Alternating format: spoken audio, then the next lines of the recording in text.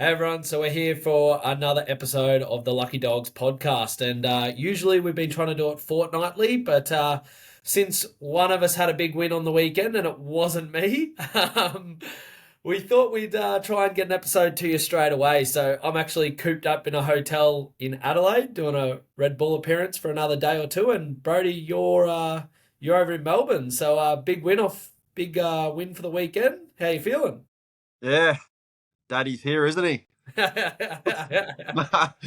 I'm here in Melbourne. I've got an appearance tomorrow morning with Channel 7 previewing Bathurst, so that'll be pretty cool. But yeah, what a weekend for us. Didn't start off too well, but to come away with a win again at the Bend and to, I guess, have the stat there at Gen 3 being the only winner in Gen 3 alongside with Todd now is pretty cool. So yeah, it's just great to have such a strong pairing. Makes a big difference in those long races. Yeah, I know. I thought Friday afternoon, oh, I feel like Brodie Kostecki of 2023. I laid that heater down, that 48.9, and I thought I might be on here, and then you bloody come back and smoke us all later in the weekend. But it was pretty cool to see. Yeah, I don't know. Like there was some interesting parts of the weekend, some not so interesting parts as well. But I think we'll run over all of that sort of stuff. I think a big thing heading into the weekend was obviously, which was a bit of a talking point, and I think we discussed a little bit, was the parity change. So I think a few people would want to know there what it like. I guess I talked to you a little bit over the weekend about it, but did you notice any change, or what was the big change in the parity heading into the weekend, or what differences did it make? I guess.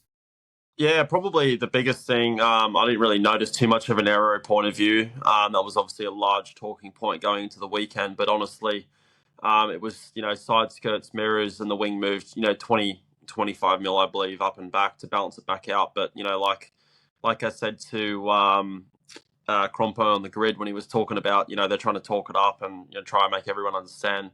The mirrors I could have knocked off for free. So just by hitting the ball or someone else, like it's such a small thing, but probably the shift cut was probably the biggest change. I didn't actually get to race around at any Camaros because you guys decided to pit and have cheeseburgers in your pit stop. I guess Red Bull did. But Toddy got to race J Dub, obviously, and said that he could only just tow up to Jamie with quite a large headwind. So, but he could Far out. actually tow up. He You've could got a actually tow bloody up. excuse for everything. Freaking headwind. Here we go.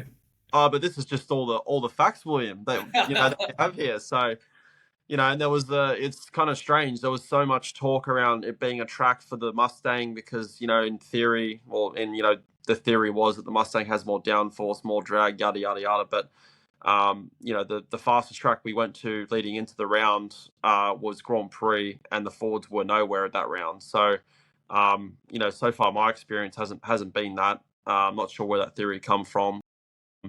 Yeah, the most optimal package for the car, at least from an aero point of view, was picked in the tunnel, and then we've gone away from something that was, had less downforce and less drag, and the car seemed to perform okay. So, but at the same time, the last race that I raced at the Bend when I was driving a Camaro, the finish was myself and Cam, and it was that again. So that was something that was pretty cool. And yeah, I guess that's probably my point of view. Probably have to go to Bathurst and race around some more cars, to be honest, to actually see if it's any different from my point of view. Because I actually didn't get too many laps. Spent a lot of the practice on the sidelines, unfortunately. Yeah. So you're just telling me you're just really good and you drag the Ford up there is what you're saying?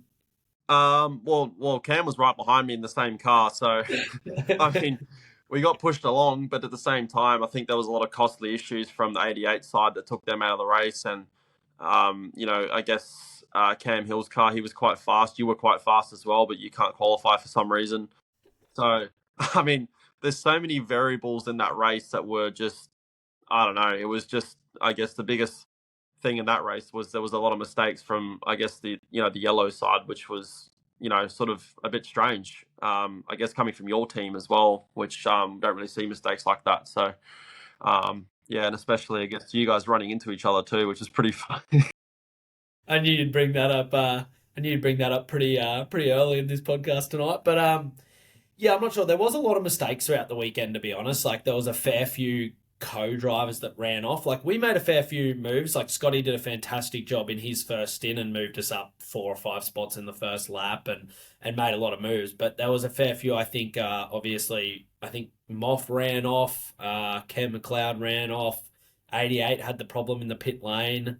There was a lot of small things that happened out there that probably helped us get up there, and like you say, probably hurt maybe the Chevys a little bit. But I really think that Brock was probably the one on our side in the Chevy that was probably the opportunity to stick it to you guys. And unfortunately, it was just such a hard track to pass on. Like Scott did a fantastic job to pass so many cars, but the problem is I'm not exactly sure if it's exactly right, but I I definitely find that a Ford's a little bit harder to follow. Like I caught Kai Allen at like 7, 8 tenths a lap around there, and he had 15 lap worse tires, and literally he I couldn't pass him. Like, and I'm not sure if that's so much a Ford thing, but unfortunately we're going to the Bend for the next 3 years, in a co-driving event that's a long event, and it's super hard to pass that. So it was surprising to see actually how good Todd did to move up there and actually pass so many cars in that first stint because he got a shocking start. Pretty much, what did he drop from third back to sixth? Yeah, I think it was fifth or sixth, but yeah, I don't know. Maybe you just used to be able to pull up to the Mustangs down the straight and just easily being able to pass them. So maybe that's changed a little bit, and you can't do that anymore. Yeah, yeah, we'll see. Maybe that is it. I don't have anything to say back to you. Yeah, no, it was an interesting one. Yeah, I definitely found it hard to pass around there. Obviously, when you got in the car, you're probably in the lead the whole time. Um, you Yeah, just had, my job was super easy. I mean, yeah, like you said, Todd didn't get the start, but I think we were more set up for the hot track conditions, which was the stints that he were in, and our car had plenty of turns, so we could follow quite easy. Yeah, and Todd did a great job of not. I guess being the driver that he is, and he's had full time experience. I guess like Scott and those guys don't really panic too much when something doesn't quite go right, and he sort of just picked them off and got by Jamie and used up his tyres a fair bit to get to that point, but was able to sort of drive away and give us like a 7 second buffer, which I'm really glad he did because our fuel flow wasn't quite as good as Cam's, and Cam was able to come back at us later on. yeah, that's interesting because when I guess some of the fans at home wouldn't probably know, but we put a new restrictor, didn't we, in the fuel flow to try and make it more consistent because pretty much all the teams, from my understanding, we're trying to find, everyone is just trying to find the quickest fuel flow you can and little things that you can change to make the fuel flow better. And you probably know more about that, but they brought out restrictors for the weekend or something, some sort of, I don't know if it's a restrictor, but which was meant to make the fuel flow more consistent across all the cars. So it seems like that obviously was still a bit of a problem on the weekend from your side compared to some of the others. Yeah, I think so. I think it's always going to be a little bit sort of not random, but I guess it's always going to be a little bit of an issue with our old system was used to have a double coupling, so the fuel side and the vent side was completely separated, whereas this coupling now it sort of shares one sort of hole, and sometimes if you don't get quite a good engagement, you can mix up both, and you can fill up the vent side with fuel, which can then lead to a slow fuel. So I'm not really sure what happened to the 88 side, but it sort of seems like they sort of had like a hydraulic lock like that, from Yeah. what you read. Yeah, I'm not really too sure. I think that's always going to be around with this car with this new one fill system that has it in the one hole. Yeah, okay. Yeah, yeah. I'm not sure. Like, I was trying to find out from the boys this morning. We obviously haven't done a recap of the weekend exactly, but I think the drain wasn't done properly. You know how you fill the car at the Yeah, you got to start, prime it. and then you got to prime it and sort of make sure all of it's out. I believe that might have just not quite been done correctly. So when they plugged in, it was just, yeah, hardly even filling it up. I think they only got a few seconds of fuel in, which I thought when they sat there for 45, 50 seconds, they only came out just behind us. I thought they were still in the race because I was like, oh, they got a full tank on, but they actually got no fuel in. So they were pretty much screwed from that point, unfortunately for them. So that was disappointing. But yeah, I think we'll take it back to Friday or Saturday, like you brought up earlier. It was a big talking point of the weekend, and I knew you'd have some questions about it. But obviously, the safety car procedure is something that I think we're a little bit critical on the last episode. And the more we got, I guess, spoken to about it, would you say it sort of made a bit more sense why they were trying to do it? Like, to stop obviously people like Cam, what he did at Ipswich, and we knew that already, but made a bit more sense. But it was awkward to do, wasn't it? Try do those slow zones and everything. Yeah, I mean, yeah, it sort of doesn't really sort of make sense. I mean, you were in the driver's briefing when I asked the question, or Cam asked the first question of, how if you can sort of take the piss a little bit and button off slowly coming out of a slow zone so you don't have to double stack or vice versa. And, we got told not to impede the car behind. And then my question was, well, what if you take time getting up to speed? And, we got referred to again that you have to not impede the car behind, so drive as fast as you possibly can, still on the yellow flag conditions. So that was why the system got changed in the first place. Obviously, when we're going past an incident, but at the same time, we could have solved the old issue with just not, you can only serve one CPS under a full course yellow. Didn't need to do the slow zone stuff, but I guess we'll probably get a little bit more used to it at the same time, but I'm not looking forward to going to Bathurst. And if there's something happening down the bottom of the chase, I don't see the point in making one car safer that's gone in the gravel at the end of the chase to risk 24 other cars that have to go from 280 k's an hour down to 80.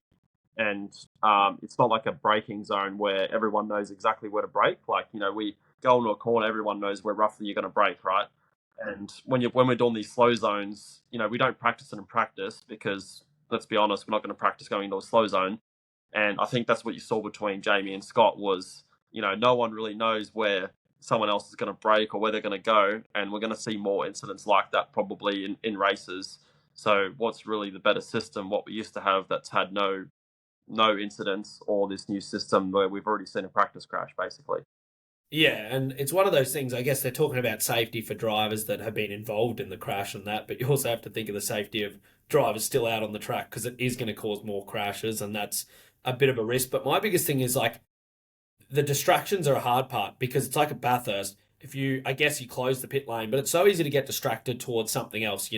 Are we pitting soon? Do I need to unplug anything? Should I unplug my helmet fan now? And then you forget where the zone is. Like, I think unfortunately, Jamie, I don't think watching the footage, Scott broke that early. And talking to Jamie, I believe he thought the sector line was further ahead. So the communications were good and all that. But I think just having that car in front where you're like, oh, I'm catching them a bit, it becomes a distraction that instead of thinking about the safety car procedure all of a sudden and the braking zone, I think, you're probably thinking about the car in front of you and catching them and all different things and making sure you maximize the zone and following them and sort of becoming focused on them like we do sometimes when you're behind a car, you actually miss the line to brake at. And that was, yeah, it was obviously disappointing from our side of the garage with what happened. Like I was like watching and I was watching the small little screen on the data stand and I'm like, God, Jamie's close to him and he's closed in hard on him. Like, I hope he knows about it. And then I saw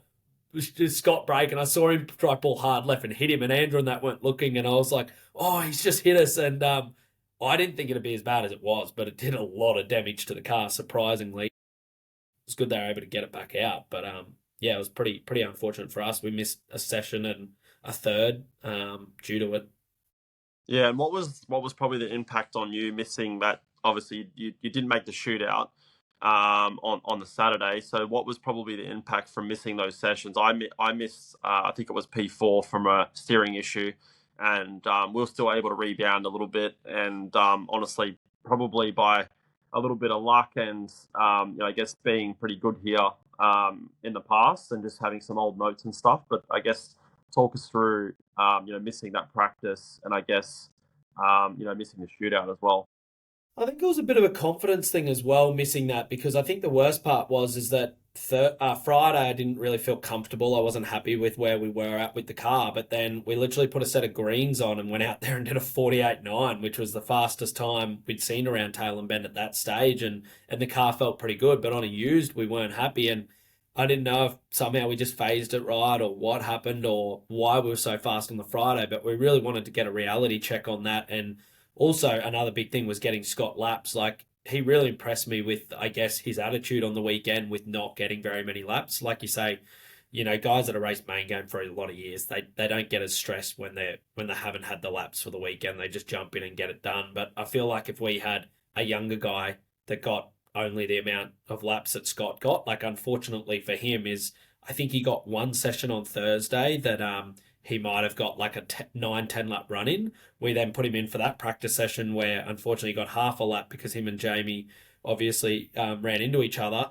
And then when we tried giving him laps in practice four, so taking a few laps around away from me and giving him laps. And there was a small part they missed in the car, something to do with the roll bar that we noticed after because they only got the car ready literally with 30 seconds to go. So we had to pit Scott and didn't give him the 3, 4 laps he was meant to get at the start of practice four. So I'm not exactly sure if it hindered me. Like I don't have an answer.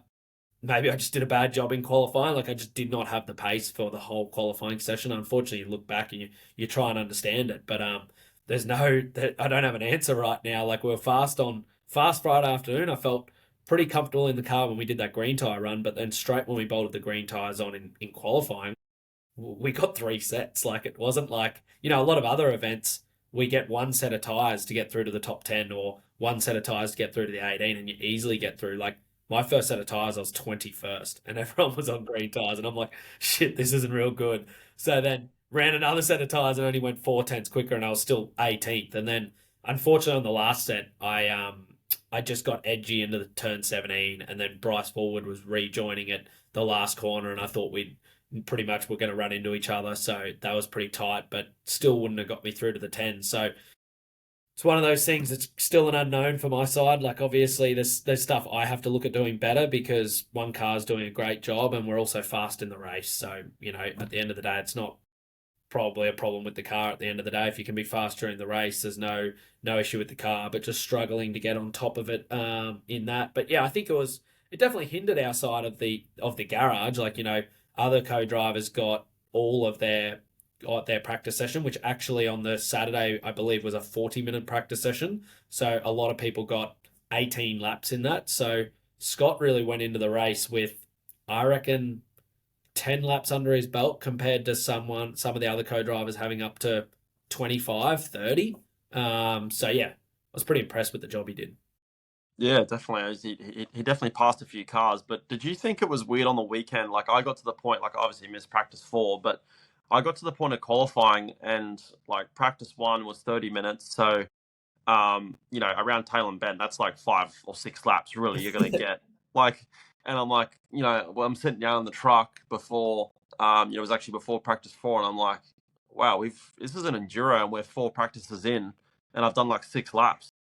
Like I actually just couldn't believe like how short the practices were for such a long race on the Sunday, and then missing the P4, and then Todd actually was the one that sort of gave the car direction because he got that that long co-driver session and did some race run stuff and whatnot. But yeah, it was sort of weird like going to the race on Sunday, and like I hadn't driven the race trim car once until warm up, and then I got the car in warm up and I didn't really feel too confident. We made a lot of changes, which I spoke to you about on the grid.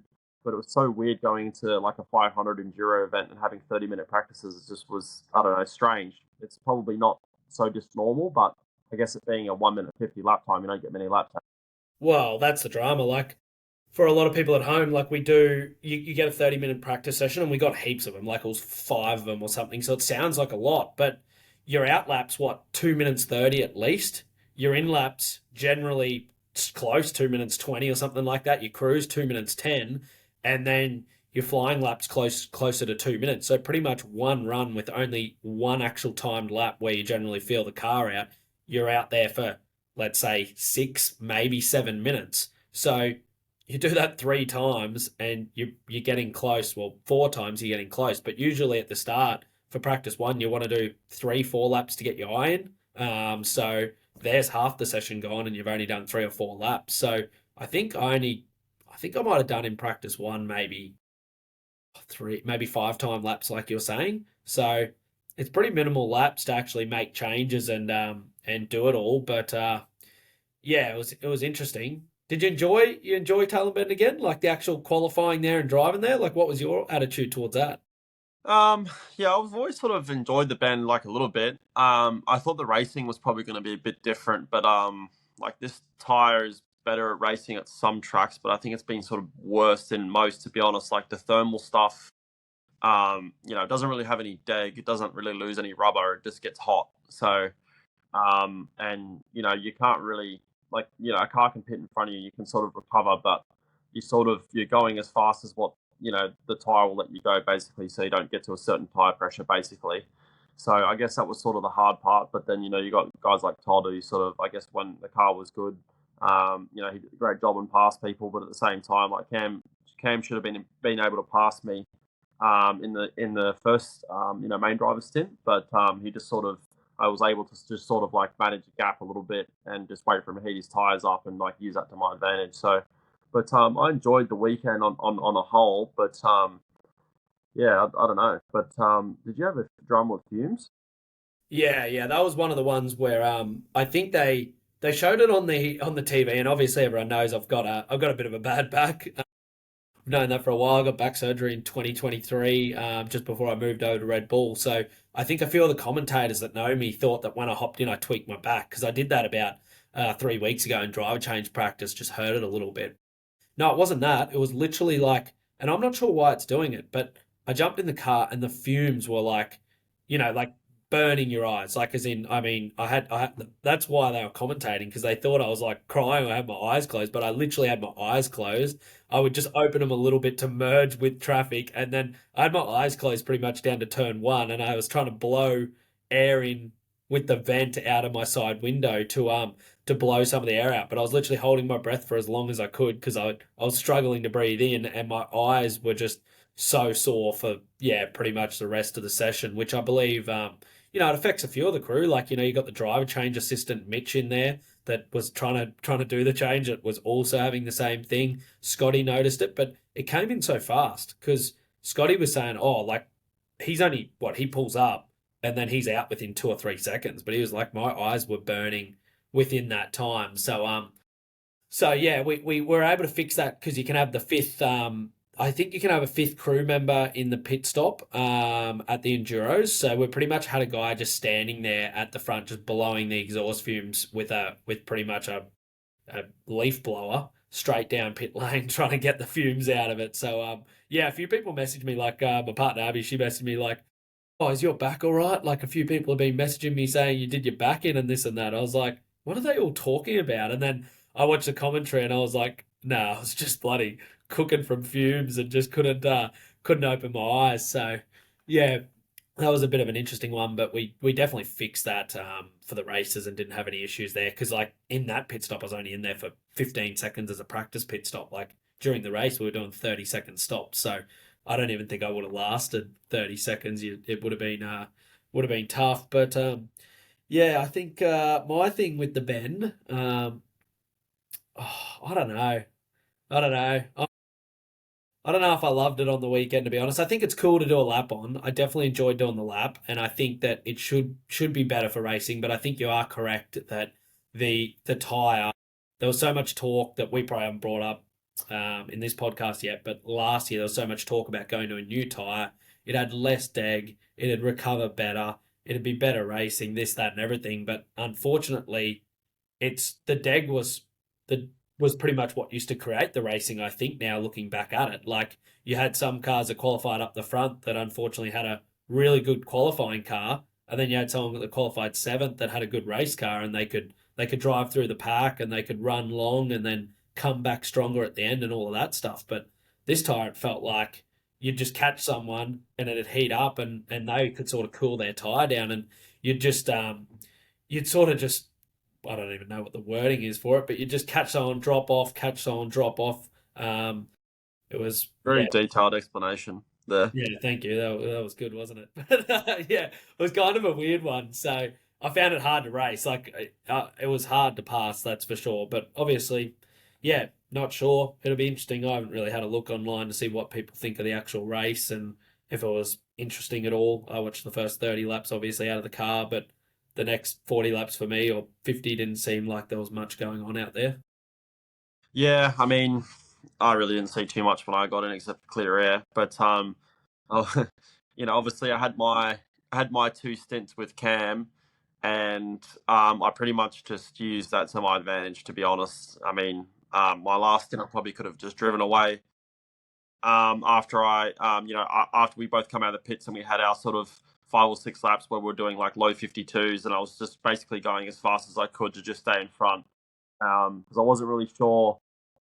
We hadn't really sort of pushed the tire that hard yet, and I noticed it was a lot slower than what I guess what everyone was doing in practice. I wasn't sure if there was a few blisters and stuff at Grand Prix, so I was a bit worried about blistering a tire or just reducing my chances of I guess of something like that happening. So the last stint, I just it was like a lucky band effect, like you said. It was just the gap would blow out to 1.7, then he'd push for like 3 laps, and I'd let him get to like 0.9, and then I'd just do 1 lap where I'd just go fast again and put it out to 1.5, and it was just sort of like just managing that really.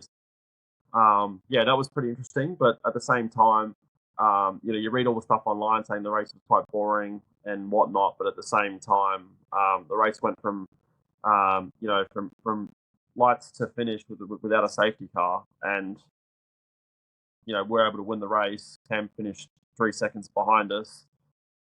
Matty was only 4 seconds behind him, and you come from like 19th or something, and finished 4th. Not too far behind. So it's a pretty close finish. Not every race is going to be a ding dong battle to the finish. Yeah. So Yeah, sort right. of hard. You can't just create every race to be super interesting. Like, unfortunately, this is where a few people definitely a few people have mentioned it to me after the weekend, because a little stat that actually Ainsley passed to us, but this has been the first time, did you say since 1990, Ainsley, that there's been a no safety car during the Enduros? Yeah, in the 500s at least. Yeah, 35 years. Yeah, So I think right. that's why a lot of people said it was boring, but I think the Bend, like, because there's so much runoff, it probably doesn't punish anyone that badly. Like, a lot of the experienced guys went off, but they were just straight back on, but dropped a couple places. Like, it's not like a more punishing circuit, I guess. Yeah, you're right. There was a lot of mistakes, but really there's no consequences for your mistakes apart from losing positions. Like, it's not like Bathurst or even Sandown. You can sort of easily get safety cars there if cars run into each other, but unfortunately here it just didn't create any safety cars. But that's where a few people have said to me after the weekend is they everyone's wanting to go the NASCAR style with the playoffs and everything, and they're like, no, we need stage racing now in the Enduros. But do you think that's just, at the end of the day, it's just trying to make it more interesting? What do you call it when they're just trying to fix it to make it more interesting? Yeah, I don't know about that. I see like a lot of the, I guess, fans and stuff in NASCAR now, don't really like the stage racing because they thought it was all going to be great. And then, yeah, I don't know. I don't really think, yeah, I sort of read stuff online about the race being boring and stuff, but at the same time, I've watched all the AFL finals games, and most of them have been blowouts and terrible. So, what do you really do? Like, not every race is going to be, like a highlight reel at the same time. Like, it's still a pretty close finish, to be honest. And the last 2 stints, Cam and I were, Cam could have still had a big lunge or could have just driven into my rear bar. Like, I had to throttle up like 5 or 6 times because he was literally, fronts pretty much locked, trying to, run into me and sort of unsettle me. So it's sort of hard. Another two stats is it's the first time in 6 years that a Ford's won an Enduro. So that was pretty cool. Is that Being a since, part of no, that Scotty Mack? Scotty Mack would have won, wouldn't he? 6 years ago, 2019. Is that the Debris? I think so.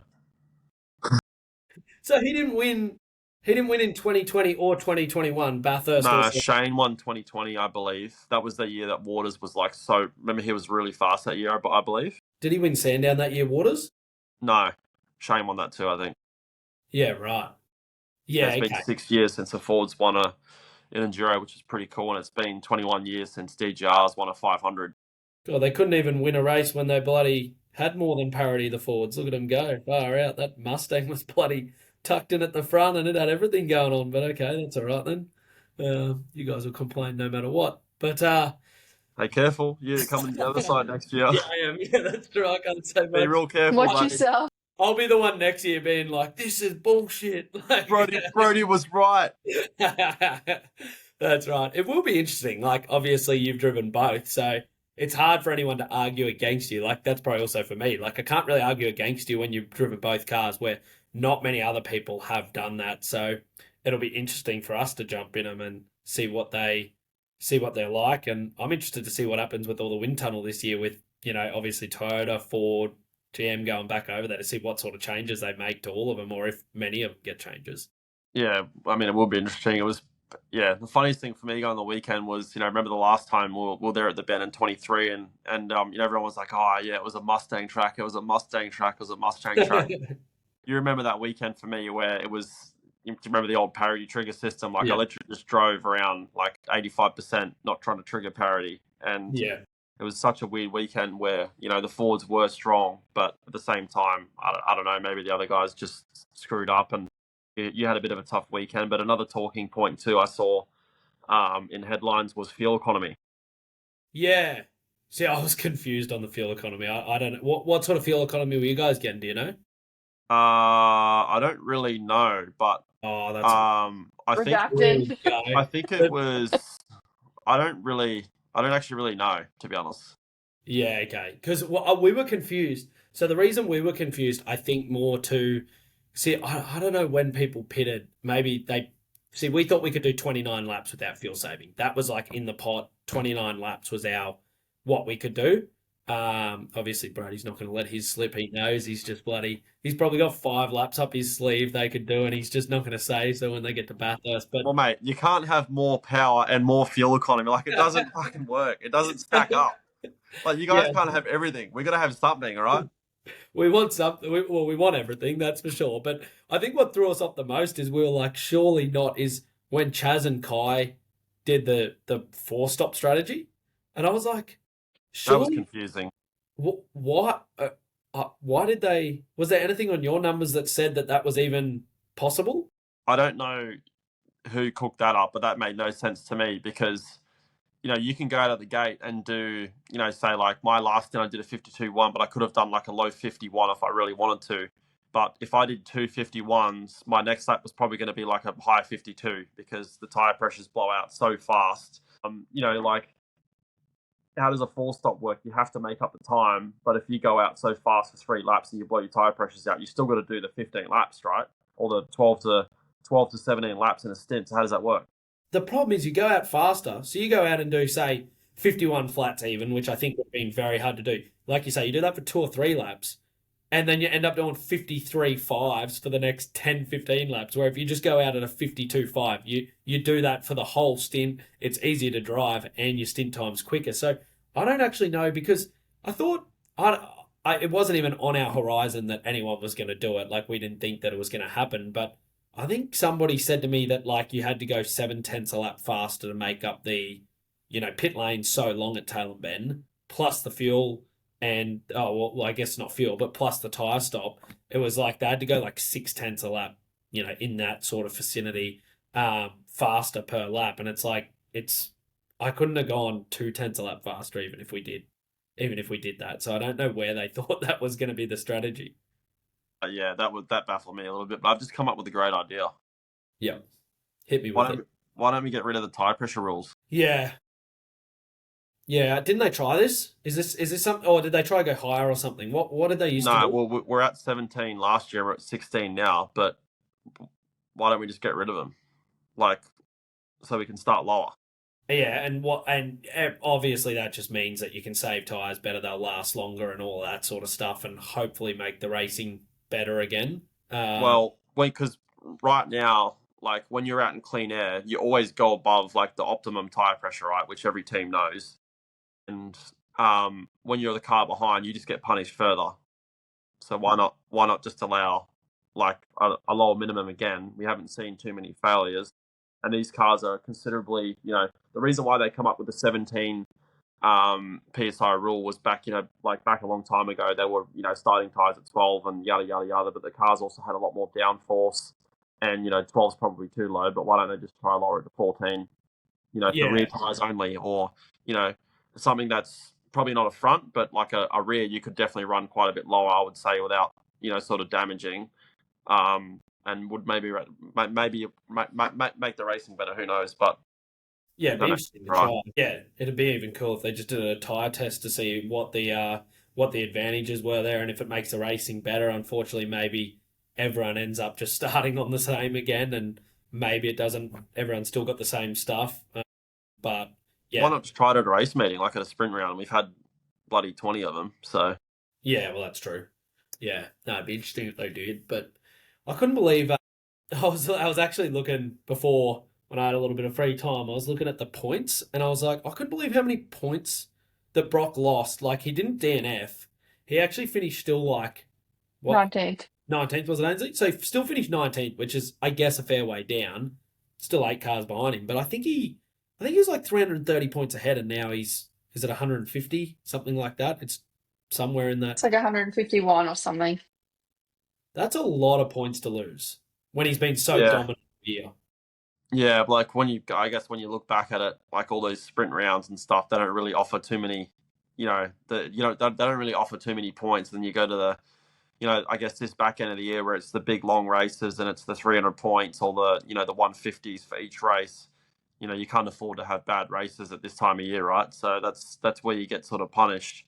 But that was probably a one-off, I would say. With the mistakes and whatnot, and I guess it goes back to the snowball effect from running into each other, I guess. So Yeah, yeah, yeah. I don't know. It's like what ifs is like Brock has another problem with Bathurst. Matt Payne comes top three, and Matt Payne's leading the championship in the old standards. Like, it's amazing. I just couldn't believe that. I just look at Brock and how dominant he's been, and maybe obviously being the second car in that team, you look at it a lot. But 14 poles or something, 12 wins, 11 wins, and to be only that far ahead, I was like far out. Like it definitely emphasized how bad.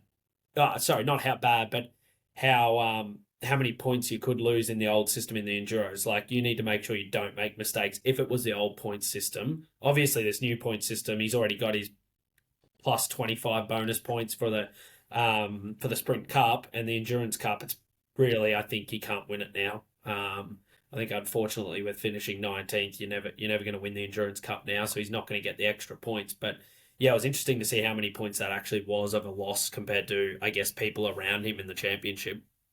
yeah, definitely. Bathurst is a hard one too. It's going to be interesting on this new tyre going there with sort of how edgy it is and whatnot. And Jamie made a few mistakes as well. I think he ran off the road twice or something after it had the fuel issues. So can't afford to do that. With walls surrounding you on each side. I So heard I heard you were giving him some shit in the press conference about Bathurst. I was uh, reading that. well, to be honest, I Todd was throwing haymakers and didn't even realise. So I just made sure that Jamie knew that they were about him. You were trying to jam up. I really thought, like, I was like, oh yeah, you guys were throwing some chat at him, and I was like, Jamie's starting off pole, he's going to drive away. But you guys were so fast. Like, when I was watching the first stint, I was like, far out. Todd's like, he's already passed 5 cars, and when Jamie held him behind him for like 5 to 7 laps, I'm like, Todd's tires are going to be cooked. He's not going to pass him, but that big motor down the straight obviously just got him. So that was pretty interesting, but. It was a good it was very interesting to watch that and see how fast he actually was in that stint. So actually, this is something I was thinking about, and I said on the weekend, because I always get interested in who's going where and what drivers are coming into the category next year and the whispers you hear and that. But I'm surprised Todd's name hasn't been thrown up. Like, unless you guys have him on a long contract, why is no one thinking of him for a main game seat again? I've got him actually tied up on the corner, and in the back corner, he's only allowed to play for enduros at the moment. So no, but yeah, it's funny. Like I think he got asked that question in the press conference, and like I've known Toddy for a long time, and we were teammates in Super Two for my first year, and he never quite got given that opportunity. Like he was Super Two champion, right? And he never quite got given that good opportunity. And I guess the tide was starting to change a bit when we were in Super Two of like go find a younger driver, whereas probably it always goes in cycles, right? And he was probably on that off cycle where he couldn't get probably the drive that he deserved in a top team to really show his talents. Yeah, I feel like I've said in all my things, like, he sort of won us that race, really. He did a great job. He was probably only, like a tenth or 2 tenths off me, which is just, for a co driver, that's just like a dream come true for me. and always does a great job. He's raced all year, races with the TFH boys in Trans Am, so he stays really sharp, race fit. He's coaching, he's always driving something, and yeah, like you said, I'm a little bit surprised as well that his name hasn't sort of been thrown around a little bit, and yeah, it's pretty interesting. But yeah, I don't know how long his deal's for, but I hope it's for a while. Yeah. Yeah, right, though. He is.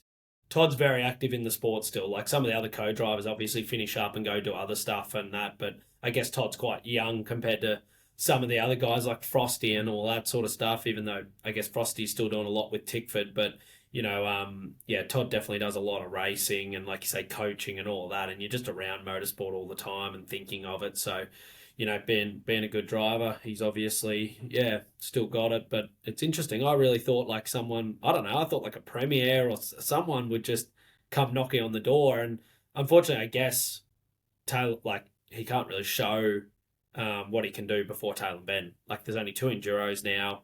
It's this late in the year. Like, it's quite hard to sort of showcase yourself any earlier, really. Trans Am's great, but is someone going to sign you off that? Like, it's a bit of a tough one. Yeah, I guess so. I mean, I mean this with no disrespect to the other teams, but he said this himself. He, partnering with myself and everyone at DJR, he sees, he's got a real opportunity to go win two big races for the year, and we've ticked off one already this year. We won Bathurst last year, and we're going to Bathurst, looking pretty good. As long as everything goes right and no mistakes can happen. We always seem to run pretty good there. It's a good track of mine as well. So, for him, he wants to go to the track and have an opportunity to win races. So it's, I guess, maybe teams have spoken to him, and I don't really know. I don't really sort of ask, and don't really get involved in it. But I think he's a real, he's a hard racer, and this is all he does. He just races, and he's always been a hustler behind the scenes to go race, and I don't think he's going to do anything unless he actually sees a real opportunity to win. Yeah, that's true. It is interesting because Scott says the same. Like, I guess Scott had a few more years. I think Scott did 12 years full time, but he actually doesn't seem to show any interest in wanting to get back to full time. Like, he's like, I've got twice a year for the two big races of the year. I've got a shot at winning a race with a great team. So he seems happy to Yeah, as long as you start qualifying better, mate, maybe he does. Yeah, I know. I'm just going to be at home. Just what do you call it? What's that wording, Ainsley? Where you just think about pole and Bathurst the whole time? Like you're manifesting it or Yeah, I'm something. gonna manifest it. Yeah, just sit in my room all the time. Yeah, here I go. But no, yeah, I do need to qualify better. Far out. It's such a talking point, and it pisses you off. You know what I mean? Because you're thinking about it, and you're like, yeah, I need to qualify better this round, and then you don't qualify better. You're like, oh, well, wait till next round. Bloody, it's been the story of my life this whole year, and somehow we move forward. Like, I don't know how many cars I've passed over the last 2 years, but it's got to be a bloody lot of cars. Like, someone's got to give me those stats because Mate, you just got to ask yourself, what's going to be easier, passing all those cars in the races or qualifying better? well, right now passing all the cars is easier. But I really hope soon that the qualifying better is easier because I think we could have run right up there with you guys and that. Like, I think we had a very fast race car, but just didn't qualify good. But yeah, that's about it. You got anything for us, Ains? You got any good goss from the weekend? Oh gosh. No, I wanted to know what was up with Brodie and Todd playing. Is it Clash Royale? It's not Clash of Clans. It was the game. They got you on the supercars. Instagram with it in the car. Wait, Or did they what? Photoshop that? You're playing I was, Clash I Royale. was, Brodie's a I, big gamer. I was reading that and I was like, what is I thought you were talking about like the start when like the two Tickford cars were like almost gonna run into Todd or Oh, something. I didn't know what I you were was talking thinking about. that something like that as well. Why No, Nah, didn't they had like a video I that think I know what you're talking about. When I was in the door with Todd, and I think they just turned it into a meme. yeah, they made it look like you were playing like Clash Royale or something. Nah, Oh, But yeah, that's it actually. kind of looked like a game and then they put the sound over it. We knew we had the race one on Friday, so we were just filling the time. oh, you were just mucking around then. Yeah, Yeah, It right. was so random. I but was what playing a about lot. I was playing a what? lot of handball actually. I was Yeah, I playing. did see you playing handball. Did you ever play in school? I'm a bit of a band I at the did. moment. I was gonna actually comment on your thing to come down and verse me because I reckon I could flog you. I think at Bathurst I might actually head down pit lane versus each driver and see who is the best. Because I'm actually going to warm up. I'm going to go home and practice. I should be practicing my qualifying, but I'm going to We go home. need to get some official lines ruled, not just Yeah, there needs to be like an there's out a crack in boundaries line the too. ground here, so this is the line on an Should angle. we get like at school where you'd have 8 courts where it's like King, Queen's Day, Duns or whatever, and you've got 8 and you just keep moving up the thing until you're at the top. And yeah, I might actually get that going at Bathurst. While I'm not in the car during the 1000, I'll just be out there just playing handball. Well, we know as long as we're doing safety car practices, you won't be in the car because you guys keep running into each other. No, I need to sit them out. That's right. We're not doing the practices anymore. We're just sitting them out. I don't know. Everyone like, well, you probably don't do it, but a lot of the drivers do warm ups. Different things and that. And I was like, warm ups are just. I find them boring. So I was like, I started throwing a tennis ball, and then I was like, nah, I'm gonna go to play some handball for my warm up. Yeah. Well, one thing we probably haven't spoken about this weekend, which I found sort of a little bit disappointing, was the crowds. Yeah, Mm. that was I. The only problem is that tell me where you watch from at Talon Ben. Like, I think there's more pressing issue than that. yeah, I agree. Like, there's so much to it. Actually, there's so much. It's so far out of Adelaide. Um, I don't know what you have. I'm sure you have a lot of insights as well. But it's a long way out of Adelaide. Accommodation's hard out there. Like my uncle and that you have to book out so far in advance to make sure you get somewhere within 40 minutes of the track. So one, location's hard, accommodation's hard, and then it's a massive track, but it's very hard to view because the thing I noticed is you've got the additional long track round the back, which prevents any of the fans watching close to the back part of the circuit. So really, you've only got the front straight and where the campers do around like turn 6. I think they camp around that turn 6, 7 area, but I think there was pretty limited areas to watch as well. Yeah, definitely. There's definitely, it's not the best viewing track, like you said, but at the same time, we're going back to Adelaide in 2 months to go to the finale.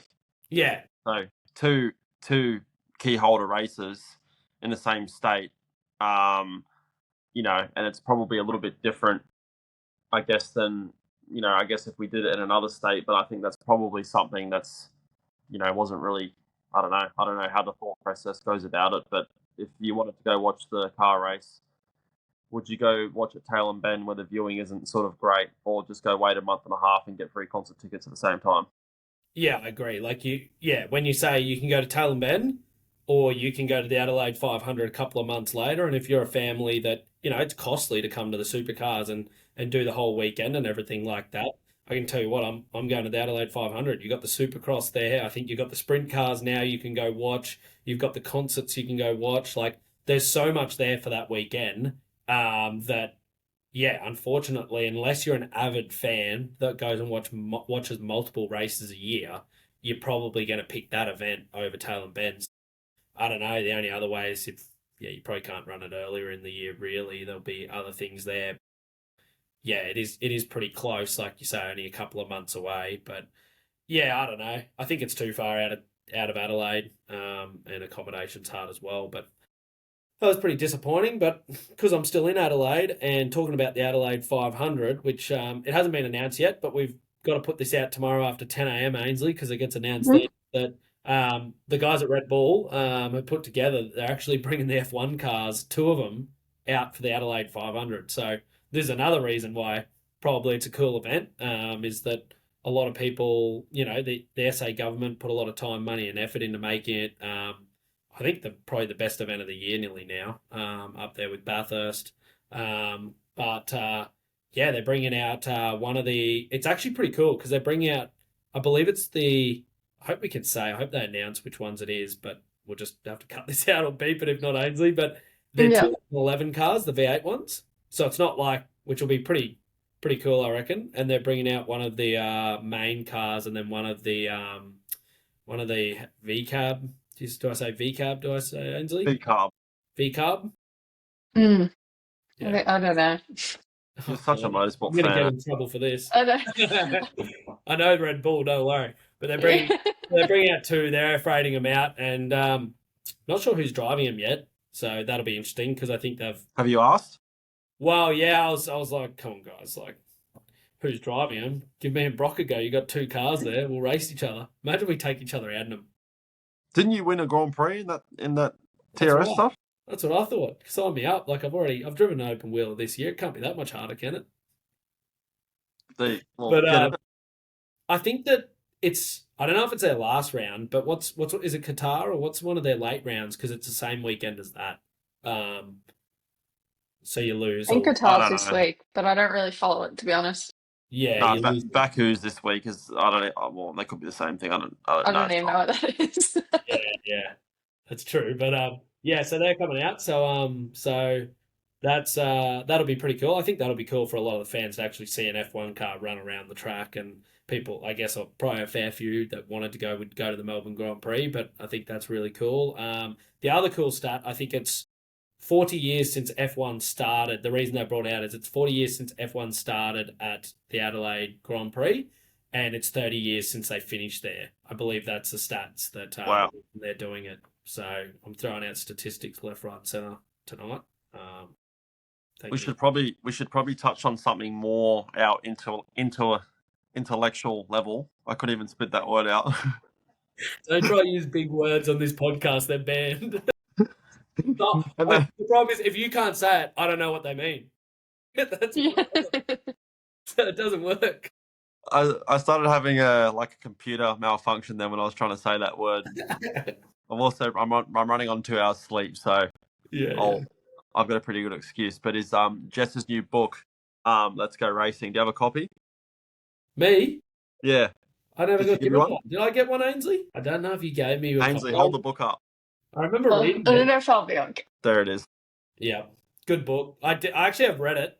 I had to do. I did that in the workshop when we were doing the Yeah, filming. see, I yeah, think it's I put one in your bag. I think it's cool because hopefully it gets kids already a bit interested in motorsport when they're younger. So good on yeah. Yeah, no, everyone supported it a lot. So that's been. I don't have a need for it yet. I don't know about Brodie, but I don't have a need. I'm for reading mine tonight. Yeah, I've got yeah. my copy. Jess gave me my copy. It's actually pretty funny. So on Sunday morning, we actually had to do a piece to camera, because Bathurst is coming up for fall. I said, "Oh, where's my book?" And she's like, "Oh, I'm actually gonna, give them out to all the drivers and take some photos and stuff."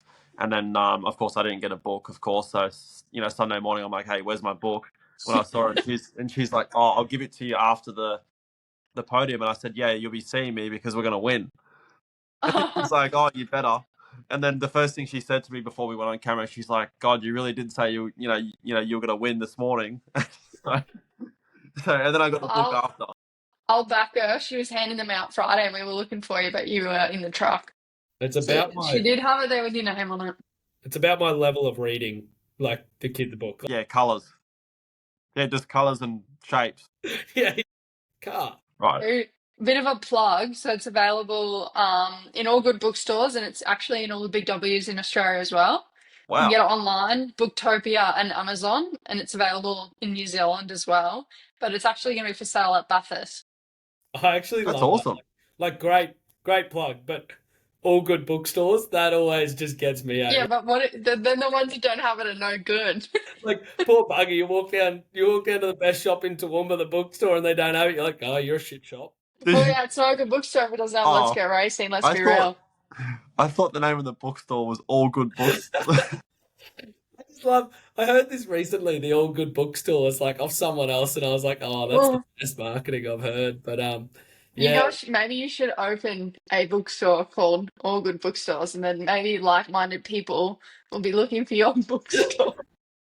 I think I'm going to stick to driving. I don't think that'd be very good, but I reckon we should get into our young gun shout out. So who have we picked, Swill? well, I think me and Ainsley spoke about this, and also no, we didn't even talk to you about it, so we're not even going to lie about it. Nah, I think we messaged you, and I think you were pretty on board with it. But I think Job Stewart did a really good job. I was out of the car. Sorry, I was in the car when he was because I believe so they ran an alternate strategy, and they ran Cooper Murray at the start of the race, which I think only one or two. Was there only one or two main drivers do that? I think he was the only one. Yeah, I think he was only one. Yeah, so Cooper ran at the start and he did pretty well. Like he got up to fourth or something like that from eighth, Ninth. ninth. Ninth, yeah, I believe, yeah. Yeah, so he picked up. No, he would have been eighth because Oh, Chaz. yeah, Chaz got Yeah. penalised. So started eighth, he got up to fourth, and then I was in the car at this stage, but apparently Job's second stint when all the main drivers in was really strong. Like, to be honest, his first stint, Scott sort of caught up to where they were. So I thought Scott did a really good job to get up there. But then, yeah, apparently Job in that second stint with main drivers out there, he may have even passed a couple. Was a few people said. Is that right, Ainsley? Did you see Yeah, it? he got past Kai and Cam Hill. Wow. That's pretty No, solid effort. So yeah, good job, Joe. You're the Young Guns winner for this week, but obviously a mega job. Like, to be honest, it's pretty hard. He has a fair bit of experience, but really he's only done a year and a half of Super 2, I think it is now, to jump in and do that solid of a job and make no mistakes and pass a few main game guys a solid effort. So that's interesting, and I think it's going to be. I know I've seen a lot of articles after it today that he did a fantastic job, so it'll be interesting to see what happens at Erebus next year. I know they're talking that LeBrock might not be there from what I see in the media, so it'll be interesting to see who they put in that. And obviously, I think they're probably right as Job's put himself in a position to do that. I'll tell you what, you gotta give it to Barry. He does breed them. Yeah, knows how to choose them. Look at us. Yeah. So yeah, that's interesting. Well, like, yeah, he's been there for a fair while, Job. He's obviously Jimmy, who's the fabricator, does the chassis, is a good friend of his, so from Mount Gambier. So I think he's been in the pipeline for a fair while to hopefully be good. And I remember we used to actually have him as a sim racer. Like, he's still a lot of sim racing. So He still does. yeah, it's interesting to see him do so well. So good on him for the weekend. And yeah, we got any questions, Ainsley, to finish off? yeah, let's do 3. Thoughts on doing the Bend 500 on the GT layout, No, What's the GT layout? that's that track that's the like long track? 7 kilometers long. I can't even say the alphabet. No, Brock had a good one. Is why don't we, like, you couldn't do it because of obviously all the pit stops and that, but a joker lap. You don't get to practice it. Just one lap of the race, you have to take the long track. And like, people say the merge, but they could create a merge. We merge out of pit lane, like, whatever. But imagine that. Imagine you don't get to do the thing. You can practice on a simulator or whatever you want, but just one lap you have to just divert off there and no practice. You wouldn't have people saying it was a boring race if you did that. Yeah. You got no words to Brodie's pissed. No wonder why you guys stuffed up your race and you stuffed up your qualies if you're talking about dumb shit like that. Mate, I've talked about a lot dumber stuff than that with you when we were teammates. Like, that's really not that high on the dumb list.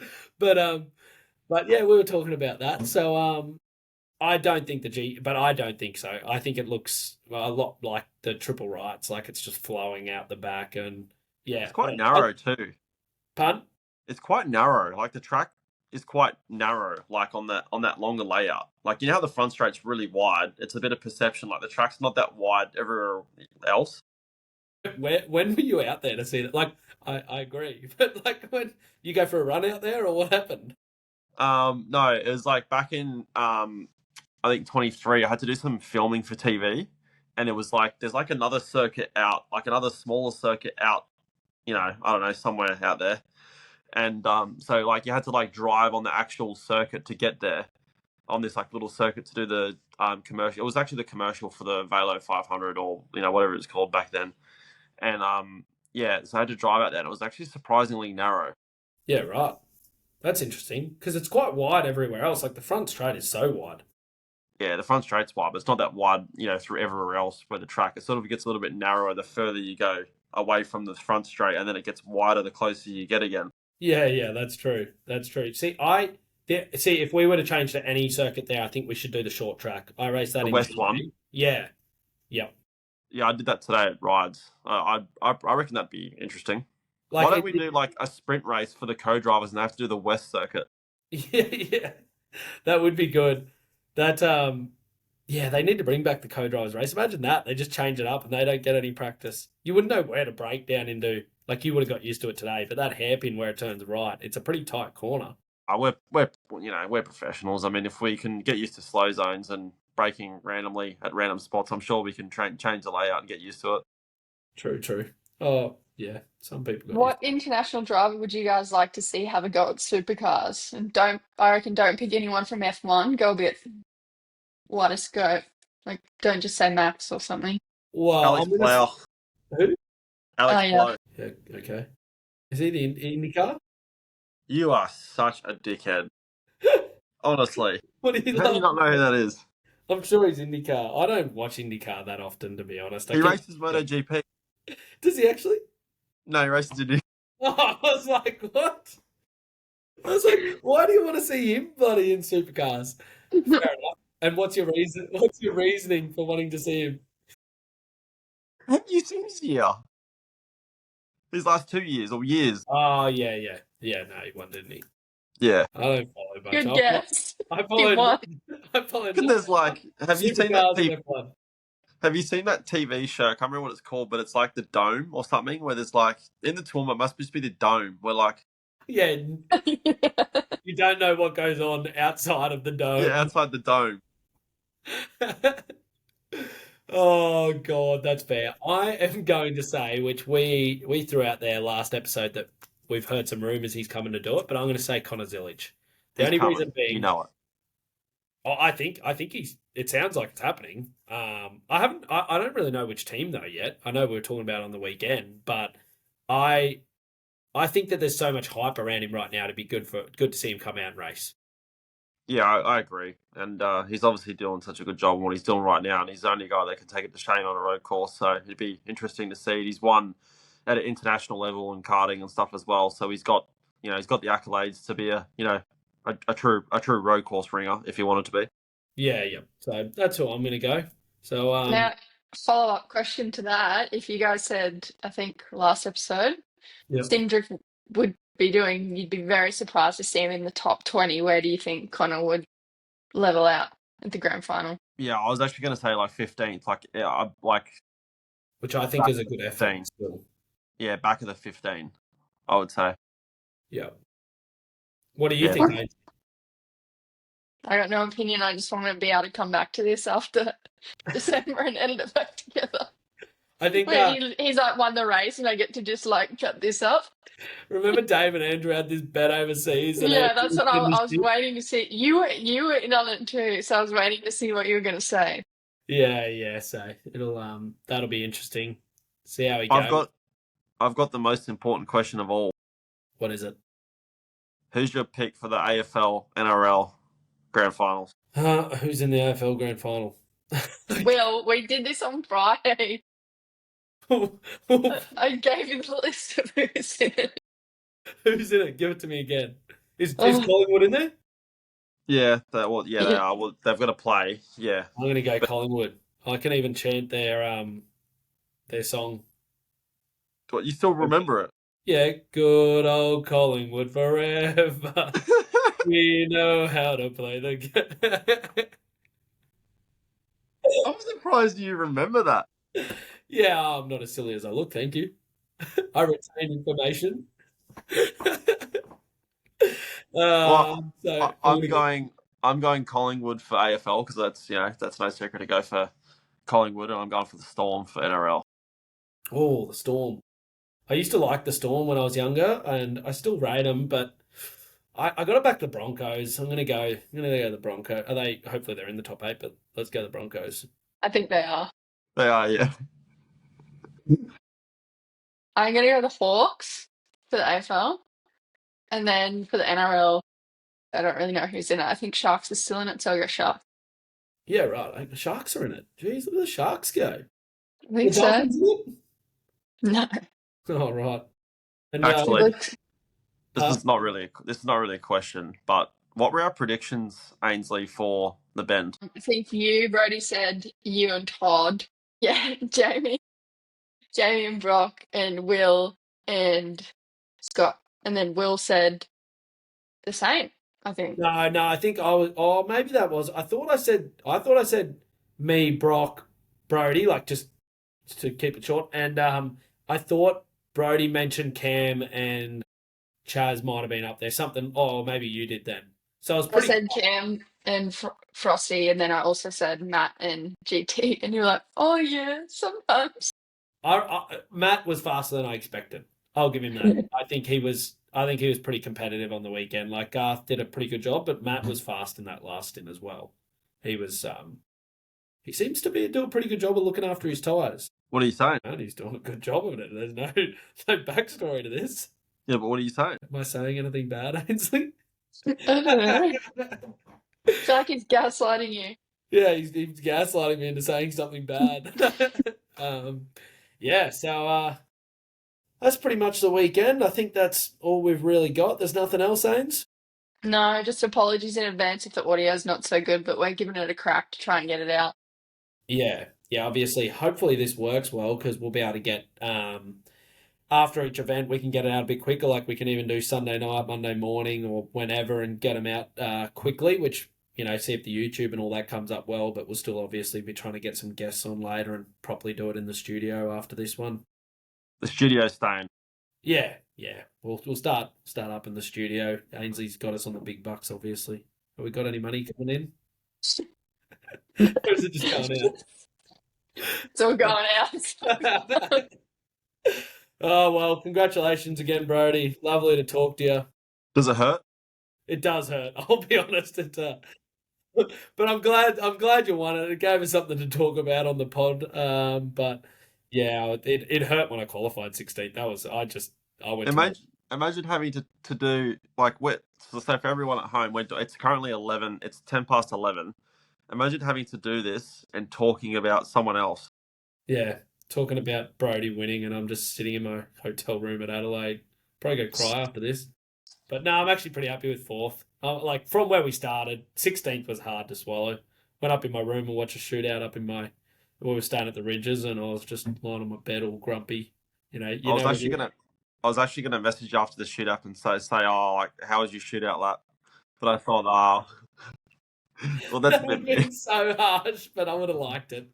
You know how you look back on your attitude on a weekend and you're like, God, I was having a sook. Like you look back now and you're like, it wasn't that bad. I'm lying up in my bed like, this is not on. You know what I mean? Like having a big sook. Like, and now you look back, you're like, God. But yeah, it was pretty funny. Oh well, I think that wraps up this episode. What episode are we on to? This is 5, isn't it? Yeah, so this is. Yep, depending how the audio comes out, we might just call it a bonus episode, but we'll see. Alrighty, well, thanks for everyone for tuning in, and yeah, I'm glad we could keep the win within the Lucky Dogs, group. But yeah, hopefully we'll see you next week.